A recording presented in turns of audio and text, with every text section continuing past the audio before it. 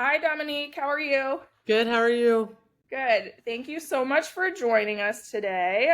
This is Dominique Kelley. She's the CEO of the Boys and Girls Club of Lincoln, Nebraska. Dominique's leadership journey is nothing short of remarkable, from her days as an athlete, a Division One athlete, Husker, to transitioning into coaching and then eventually stepping into the role of CEO. We'll also touch on some deep personal topics today, including her experience with late pregnancy loss and the resilience that you've shown throughout your career and your life. And despite your busy schedule, you continue to referee, coach young girls, and we'll explore what keeps you so connected to that passion. So let's just jump into this. If you could just kind of give me a rundown on who you are and your ties to Lincoln, Nebraska. Yeah, for sure. Born and raised here in Lincoln, oldest of five siblings, and I was an LPS student all throughout. I went to Hartley for elementary school. I did middle school at Color, and then I graduated high school at Northeast. After that, kind of went on to play basketball, like you mentioned, at the University of Nebraska. I was super blessed to have been a 4-year starter for the Huskers, and then went and got my master's degree right after I got done playing, and did a little bit of collegiate coaching for a little bit before we moved back to Lincoln. And I became a high school teacher and coach. And then now, almost one quick year already, I've been at the Boys and Girls Club. So that's super quick, but that's a little bit about my background in life. So, do you have any kiddos? Yes, we have two kids. We have a 7-year-old son named Kyrie, and we have a 2-year-old honorary daughter named Kennedy. Oh, it's always the girl, right? Yep. Okay, so you alluded to leaving Nebraska. So the majority of your young life, so your childhood and young adulthood, you did live here. Just tell me a little bit about that transition of graduating grad school and your first role as a coach coming out Yeah. of college. Yeah, I guess I should mention too that I actually wanted to leave and go to college out of state too, but honestly, just the academic resources and the athletic experience that Nebraska was offering was kind of next to none in the country, and so it just didn't make a lot of sense for me to leave. Mhm. But I knew that eventually I would have to if I wanted to pursue college coaching. So I was fortunate enough to get a job right down the street at Drake University, where I was their director of basketball operations for a year, and then got promoted to be an assistant coach in my second year there. And it was an incredible experience. I learned so much. But also, as you mentioned in my introduction, my second year there, I had a really late second trimester pregnancy loss. And so it just kind of shifted my vision and kind of the goals that I had for my life, and the life we wanted to create as a family. And so ultimately that kind of led us back to Lincoln, where I continued to kind of stay in that coaching role, but ended up being a high school teacher as well. So you have been very open about your pregnancy loss, and I've known you for a very long time and knew you at the time that that happened. I want you to kind of elaborate on that situation and how it did change your mental health and your trajectory, not only for your career, but just your perspective on life in general. I know personally how difficult it is to lose a child. I can't even imagine what it's like to lose a child that late in the game. But just paint the picture for us. I kind of want to have the audience have an idea of what you went through and then how that affected your mindset moving forward. Yeah, for sure. Well, I think up until that point, I had only had one other thing in my life that kind of didn't go as planned. I did get injured as a senior at Nebraska, and that kind of changed kind of some plans that I had as well. I thought about, I entertained the idea of maybe playing professionally after I graduated, but then that injury kind of set me on a different track. And so this was kind of the next big thing. I had the dream job that I kind of always envisioned having at that point in my life. And so Clyde and I were kind of rolling.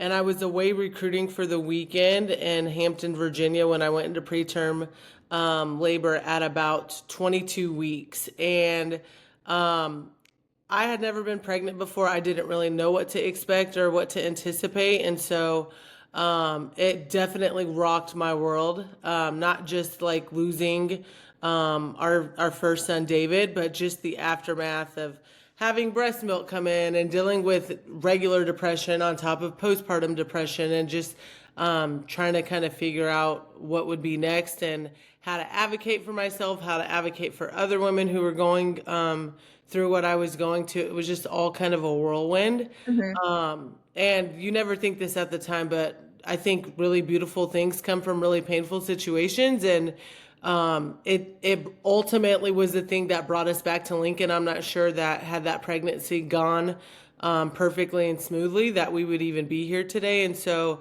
I'm able to kind of find the silver lining in such a painful situation. But we've been blessed with two children. I advocated like crazy for myself throughout those pregnancies, and just super thankful to be a mom of two healthy kids now. Absolutely. So you and I have talked about therapy and the benefits of therapy, and I think being in a leadership position, it can be lonely at times. Yeah. Tell me how therapy has played a role in your life. I personally on these podcasts I like talking about mental health and Yeah. leadership roles just because there is so much complexity in what you do. Not even just in the CEO role that you've been in, but as a mother and all the different components of being you're a Black woman and minority, and you're running an organization. Just tell me a little bit about how you've been able to manage your mental health. Yeah, God, I manage my mental health in a lot of different ways, and honestly, it's not a feat that I can take complete credit for. There are a lot of people that support me in a lot of different capacities, but I do that like I every morning I get up at 6 and start my day with about a 3 mile walk, and that has made like the biggest difference for me. It seems so small and minute, but it really gets my day started off in the right direction. And I always listen to a podcast or a sermon, and that's made a world of difference. And then I see my therapist weekly, sometimes twice a week when I need to.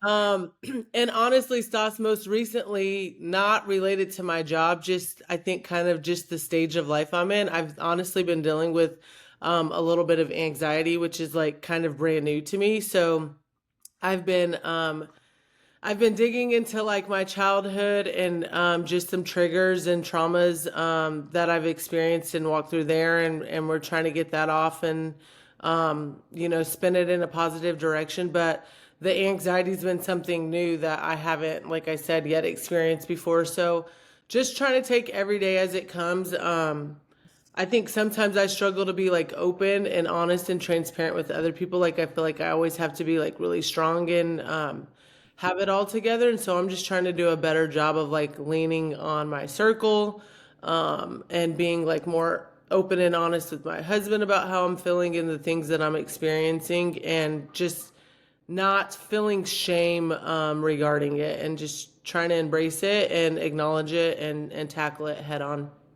I think with anxiety specifically, a lot of people think that there has to be a reason that we feel anxious. And I feel like as a woman, our hormones play a big factor, life situation plays a big factor. Like you said, stage of life, having so many moving parts. I mean, like there are so many different contributing factors to anxiety specifically.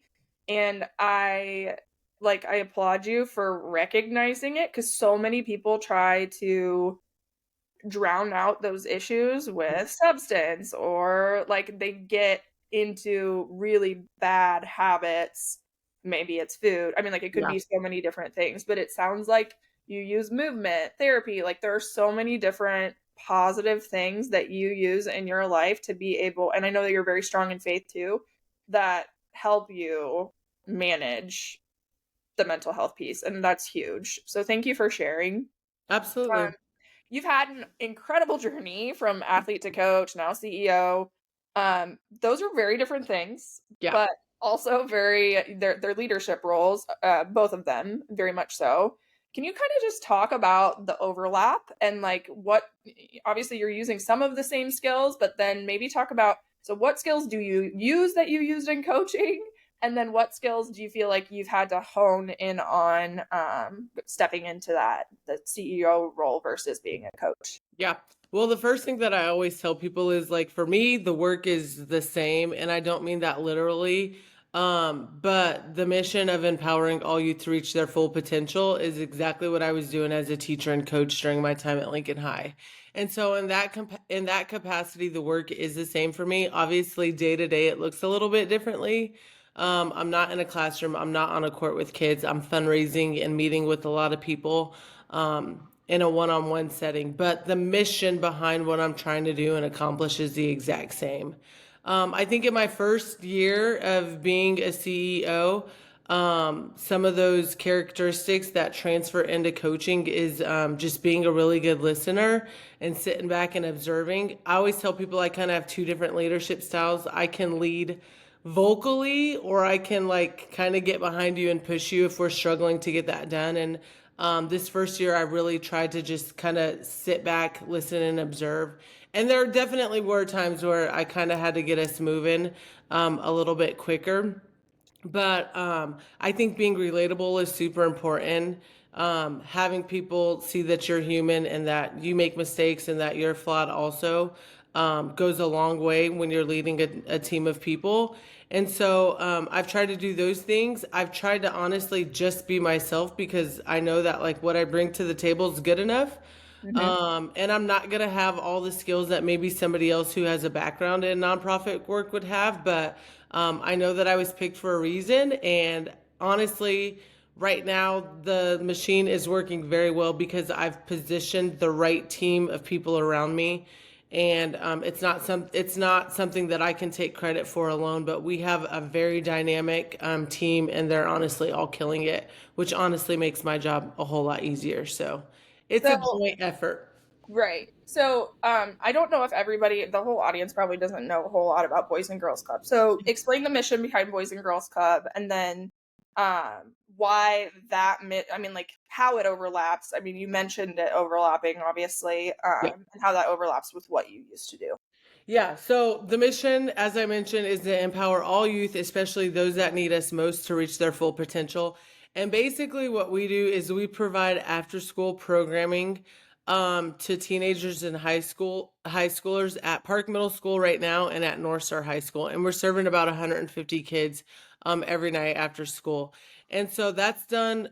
It kind of looks different at both locations. High school kids are different than middle school kids, but that's done in a lot of different ways through programming, through mentorship, through just honestly giving kids a safe place to hang out at until their parents can pick them up from work. It's kind of the gist of what we do, Hmm. and so in a lot of ways, that's exactly what I did as a coach, and especially at Lincoln High. I mean, there were lots of days where we didn't even really get to the basketball component because there were so many life fires and issues that we were constantly having to address. And so I honestly have seen like a lot of overlap between the work that I'm doing now and the work that I was doing at Lincoln High. That's amazing. So, in your in your tenure at Lincoln High, you faced some discrimination being a Black woman and a head coach. Yep. Kind of, and you don't necessarily have to give me specific examples, but just kind of tell me your experience with that and how it has shaped you and how it helped you grow. Yeah.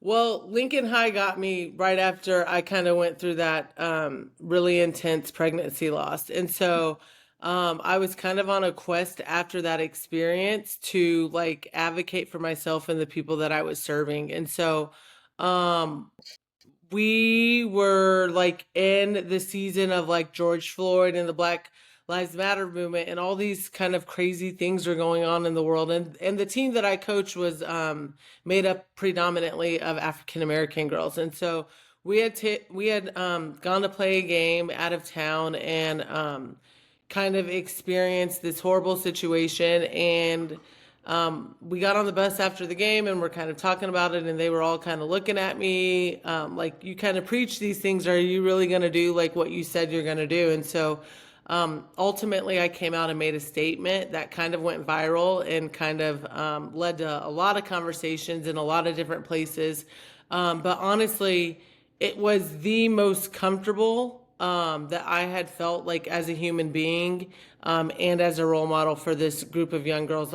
There hasn't been a time in my life, honestly, where I felt more sure of something that I was doing. And so I think it really empowered our students, not just as athletes and not just as women, but as Black women as well. And there were lots of positive things that came out of it, and lots of things I took away from the situation and I learned and grew from. That's amazing. You're also a Black female CEO in a male-dominated space. So the majority of leaders in that level in the C-suite are men. Yeah. What advice do you have for other women, Black women specifically, that are wanting to get to the level that you're at right now? Man, I would probably say two things. The first is to just honestly be where your feet are at currently. I think so often we kind of like are rushed and hurried to kind of like pursue the next opportunity, or whatever's next. And that's the thing that I'm most proud of during my tenure at Lincoln High. Like I had lots of opportunities to leave and get back into collegiate coaching. Mm-hmm. But it was super imperative to me that I finish the job that I started there. And I never entertained like any idea. I was just always super present. I just tried to show up for my kids every single day and lead by example. And a lot of good things came as a result of me just leading that way. And then the second thing that I would say, honestly, is like kind of contradicts that, but like don't be afraid to like entertain a conversation or take the coffee date, honestly, because that's how this opportunity at the Boys and Girls Club came about for me. It started as simple as coffee and just me finding out a little bit more about the organization and the mission and the programming. And had I said no to that because I just felt like I wasn't qualified, kind of to your point, or I didn't have the resume to support it, I wouldn't be in this situation. So be where your feet are, but also don't be afraid when the time comes to just have the meeting, and keep the door open. That's amazing. So that kind of leads into my next question. Um, Regardless of what level you're at, it's really important to have mentors and people that you can turn to, whether it's in business or sports, like really any role that you've ever played. Yeah. Who's like your go-to person? Like, who are you going to, aside from therapy, who are you going to have those, like, if you have a question or you need feedback? I know it's probably dependent on what it is, right? But Yeah. like, are there any people in your life that you feel really strongly about that you know you can go to and get direction? Honestly, I love strong women in general. And I think the thing that I've been really fortunate to encounter throughout my life is God just positioning different people um, in place for me at different times and journeys in my life. And honestly, you've been one of those people too. Somebody that I can reach out to and get perspective and insight and feedback from as well.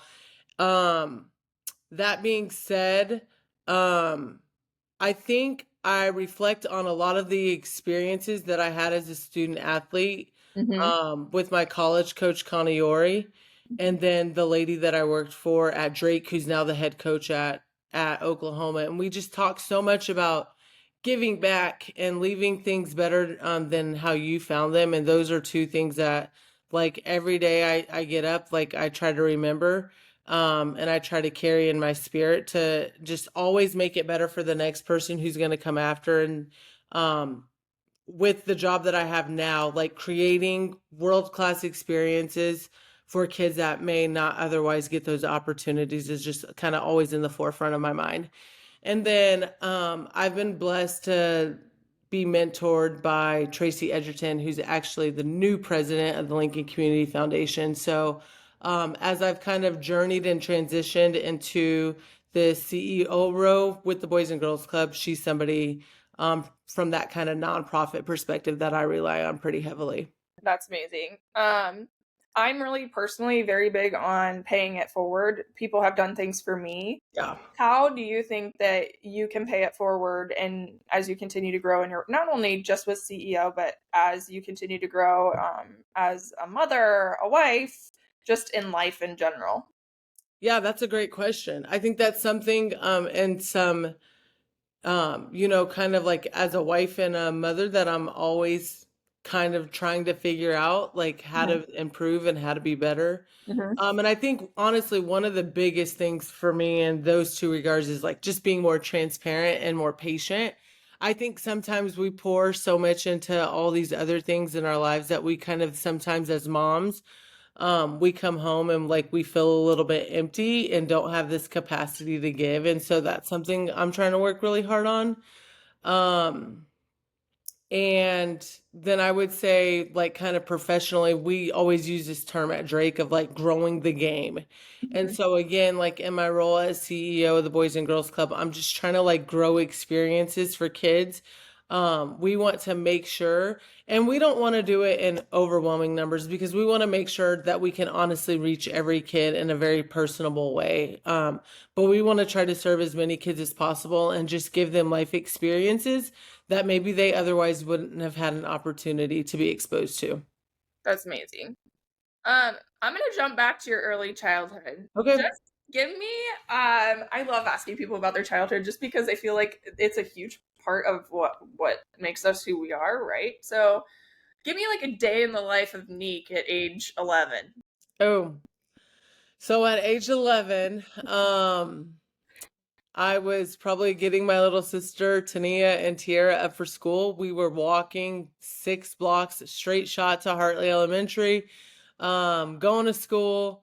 Afterwards, walking back home, or probably going to the Malone Center because that's where we grew up at. We weren't Boys and Girls Club kids, but we grew up at the Malone Center, playing a ton of basketball, while my mom probably went and worked her second job.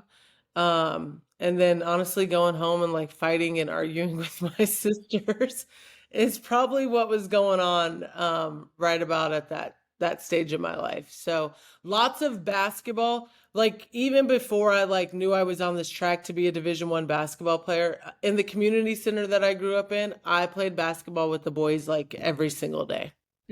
That's awesome. Yeah. So, tell me about your sisters. I know you're close with those two Yes. specifically, So but I have a 30-year-old sister who has a baby, who just, well, she's almost one now, Carson. They actually live right around the corner from us, and we spend a lot of time with them. And then I have she just turned 34 Sunday, sister named Tania. She lives in Seattle. She was back here this past weekend. She got married. And we did grow up very, very close. Tania and I are just 22 months apart. And like I said, my mom was always kind of working jobs to support our dreams, goals, and aspirations. So a lot of times it was just us. And yeah, we're still really close to this day. oh, I love it. I never had the opportunity to have a sister, so I always love asking people Yeah. about the sister relationship because It can be interesting. yeah, yeah. And it's always like the extremes. Like you get like the crazy stories, but then they're also like, I love my sister so much. Yeah. That's the best. Honestly, adult sibling relationships to me have honestly been better than I anticipated. Like, I feel like for as close as we were, it just feels so much more intimate and personal now. And like, obviously, we don't spend the same amount of time with each other as we did as kids, but I think that kind of makes it different and makes it a little bit more special, is like that time is unique and doesn't always come about. So it's been a positive experience for me. That's amazing. So, are you still refereeing? You were A little, a not little. as much. Okay. So, for all of the audience, Neek referees at Kinetic. Do anywhere else? Nope, just youth basketball at Kinetic. Yeah, youth basketball at Kinetic. And then she also last year coached third grade girls. Yep. Okay, third grade girls. Are you doing that again this year? I am not. I am still serving girls in a different capacity with Matt Cumro and Supreme Basketball. Okay. But in a completely different capacity than I have before. Just kind of more like a player parent kind of, I don't even know what you would call it. Just to enhance their experience, to make sure everybody's having a quality experience. and just kind of overseeing the operations of what it means to be like a girls basketball player in the Supreme program. Hmm. That's what I'll be doing this fall. So won't see me officiating very much, but um, that's honestly like at a very young age. That's another way that I was introduced to the game. I started officiating basketball when I was like 14 years old, and a lot of people think it's crazy, but it's actually something that like I really enjoy doing and is like a good way for me to relieve some stress and stay connected to the game. So I actually really enjoy it. Well, yeah, that was my question. Like, how do you stay connected to the game? Like, as you navigate into the future, you may or may not have kids that play, Yep. right? Right. And I know your thought process on that, and you're not going to force them into anything, right? Yep. So, what is your plan? Like, what do you plan to do as you navigate into the future? And I know it might change, but like, have you Sure. thought about it much? Not a ton, honestly. I feel if I were feeling unfulfilled, I would be a little bit nervous about that, but I honestly professionally feel so fulfilled and the work honestly seems so similar to me. And so that's the first thing I'll say. I think this opportunity that Matt has created for me with Supreme Basketball is going to kind of give me my basketball fix. Yeah, And I am training some kids on the side, very low key, but I think that's honestly enough for me. Um, Aside from tackling like what I'm doing professionally, I really want to try to come home and like be this really present mom. And so that's kind of where I'm channeling all my energy. And I love that the basketball stuff that I am doing, I can bring my kids to, even though my son's not really interested in playing, but I just love that he's in that space with me and that they're moments and memories that we get to create together. So, absolutely. Leadership, whether it's on the court or in an office or at the club, um, it requires a lot of adaptability. So tell me about like some things that you do skill wise, to stay adaptable and to be able to like rise to the occasion when you have a challenge in front of you. yeah, well, I think to play collegiate athletics at any level, D1, 2, or 3, you have to be pretty coachable. And I played for a pretty intense college coach, and so I'd like to think that I've continued to be very coachable. And feedback is something that is very important to me, not just on the court, but off the court as well. And so I take a lot of pride in receiving that feedback from other people. And so I have a coach through Boys and Girls Club of America that you're supposed to meet with for like 6 months. I've continued to meet with Mia, um, and she's been great for me. Very observant. Um, she thinks I'm kind of honestly a little bit too modest, but just the coaching that I receive from her, the coaching that I receive from other women, has been super beneficial to me, and it's not something that I always like I consider myself like a lifelong learner, and so it's not something I foresee going away, but I want to be surrounded by greatness, and so just always tapping into people who maybe you're not a CEO, but you run your own business like yourself, and there are ways for us to connect and collaborate. Like I want to hear about what you have going on and how you're handling challenging situations with your business as well. And I think it just creates opportunities for growth to happen. So that's really important to me. That's amazing. So, one thing we talk about at Victress on like a corporate level, but also on our local level and connecting with members and um, very similar. Like, obviously, you're working with kids, we're working with adults, so there are a little bit of differences, but emotional intelligence plays a huge role in Yeah. what you do. So, tell me about your intuitive side. Like, I want to know, like, do you pick up on things? How are you handling things when you're feeling a certain way about an individual? I mean, like, you could take that question any which way you'd like, but I think that um, I know you and I know how intuitive you are, so I just want to kind of get the unique explanation on you how you manage your emotional intelligence. Yeah. Well, actually, so that's kind of like one of the big growth things, emotional intelligence that I want to tackle in year 2 of leading a nonprofit. Um, I'll say this as a coach, coaching high school kids, it's vastly different. Like transitioning into a role of like managing adults, and doesn't matter if it's probably 5, 10, 15, or 20. It's just very different. I'm dangling playing time over 15, 16, 17-year-old kids' heads. In this role, people's livelihoods kind of depends on decisions that I'm making. And so I think that's really important to take into consideration. I think I have learned and I've been around enough leadership roles and experiences to like know that like every single thing doesn't have to be addressed. And I think that's something that I've continuously grown into and gotten better at. Um, there are certain things that need immediate attention, and there are other things that just don't need to be addressed, and I don't have to be bothered with them. And so I think I'm continuing to grow into that. And I think I'm continuing to grow into, I think sometimes I want to be like mentored so bad or make people feel so included that I receive some advice sometimes that I'm like, ooh, that was like not helpful. And like, I don't really want to follow up with that person. That was terrible. Hmm. And so instead of like feeling bad about that, I think I'm learning to kind of have like the more difficult conversations and like take what was good from it, but just leave the bad. And if it doesn't work out, it doesn't work out, and that's okay. I think sometimes I feel a little guilty about that. And so I'm just trying to like walk into that and like be more comfortable in those spaces a little bit better.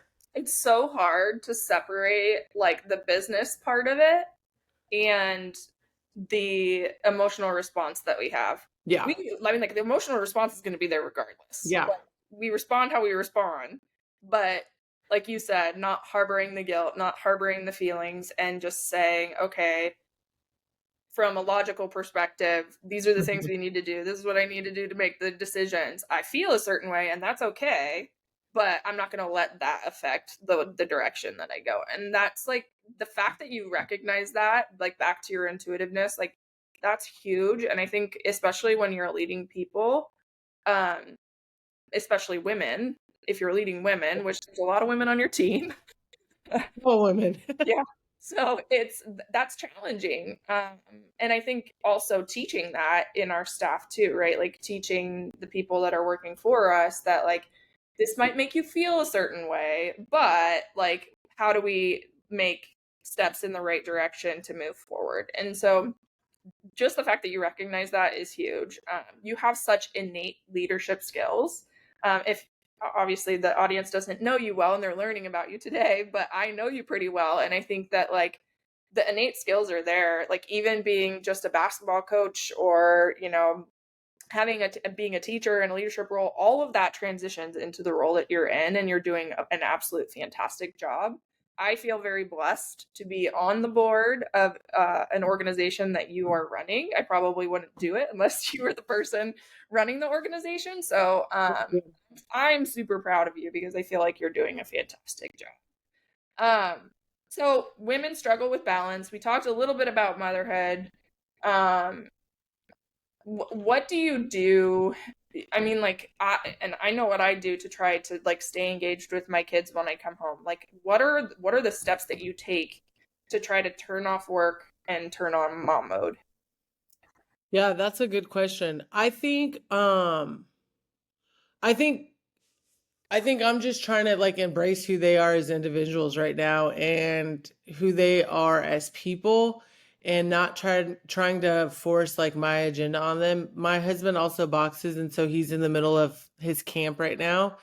And so that means we're home a lot of nights together until like 8 p.m. And so right now, kind of a day in the life after they've been picked up is I get Kyrie home, we do dinner, he's doing his homework, and then we kind of head outside and play until 8 p.m. because that is their jam and that's what they love to do.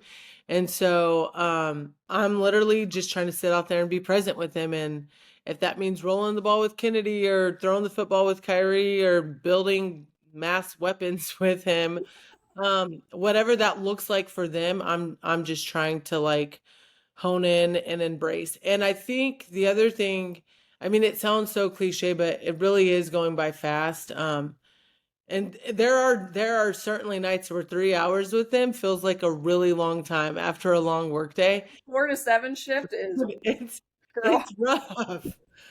Um, but it does go by fast, like, you pick them up and by the time you get home, it's like 5:15 and after dinner, you know what I mean? And so there feels like there's all these messes that have to be tended to and bath time's chaotic, but I'm honestly just trying to like lean into it and be more present. And Clyde does a really good job of like reminding me that like it will get done. It doesn't all have to be done today. It's okay if we go to bed and there's dishes in the sink or you didn't get that basket of laundry folded. Like it will be there tomorrow and we can tackle it then. Oh, I feel that. And it is so helpful having a supportive spouse that understands. Let's talk about that a little bit. Yeah. So let's talk about, I know how supportive, like Clyde is your biggest cheerleader. Yes. And like, I just seeing that man and hearing him talk about you, like, just touches my heart. So tell us a little bit about Clyde and his attentiveness to you, your career, and what he's done for you as you've continued to break all of these glass ceilings. Yeah, he's been a trooper. He's been up for every ride that we've been on, and a lot of the rides we've been on have come by way of endeavors that I've chosen to pursue. And when it was time to get up and move to Des Moines, he just did it without hesitation, no questions asked. And when I wanted to come back, he fully supported that too. Um, the biggest thing that he does for me, like you said, is just encourage me every step of the way. There are certainly times where I don't feel good enough or like I Mhm. have all the skills or resources to do something. And even when I was coaching, like, he was always there behind me telling me that like I am the brand, and that I have everything that it takes to be successful. And he just never wavers in that. And I'm super lucky that he's my husband, and more importantly, honestly, probably that he's the father of my children because they're growing up with that kind of encouragement. And they're not afraid to fail or try new things, because of the support that he provides all of us. So I feel super lucky that he's my life partner. I love that. It's about like having a supportive spouse when you're in a leadership role is so important. I mean, Aaron's very similar in that way, and I don't know what I would do if I didn't have him on my side. And he also works a lot and Yeah. also has like a very strong work ethic, and I think that is also what drew us to each other. But that support system, being in a leadership role is integral to your own success, and just like as you continue to navigate forward. So let's just talk about forward, the future, some goals. What do you hope to achieve as CEO of Boys and Girls Club as you move into the next 3 to 5 years? Yeah, for sure. That's easy for me. I think a huge gap for us is that we don't have our own standalone Boys and Girls Club space. We're tied to the community learning centers through Lincoln Public Schools, which is a beautiful partnership. But I would like for us to have our own standalone location, and I have my eyes on some places in Lincoln. And so year two, I'm just really focused on wrapping up our campaign at North Star. And honestly, year three, I hope that we can bring that to life and exist in a space that's accessible for many kids in Lincoln to just be able to walk there and for us to kind of support them on their life journey and provide amazing programming in a safe place for them to be before and after school. That's amazing. If you could give one piece of advice to young girls that want to be in a leadership role like you are, what would it be? Um, Man, that's hard. I would say to never stop like dreaming or believing that things are possible, and to always, like I said earlier, keep the door open and to take the meeting or the coffee date because you never know what could spin off of it. That's amazing. Thank you so much for your time today. Yeah, thank you for having me. I'm super excited to be Yeah, here. I think it's your story is a very unique one and it's special, and I think it's so important to share with our audience. And if you have any questions or anything about the launching of this, any questions in regards to the launching of this, just let me know. I Okay. don't know exactly what date she'll launch it, but I probably should stop recording. Hold on.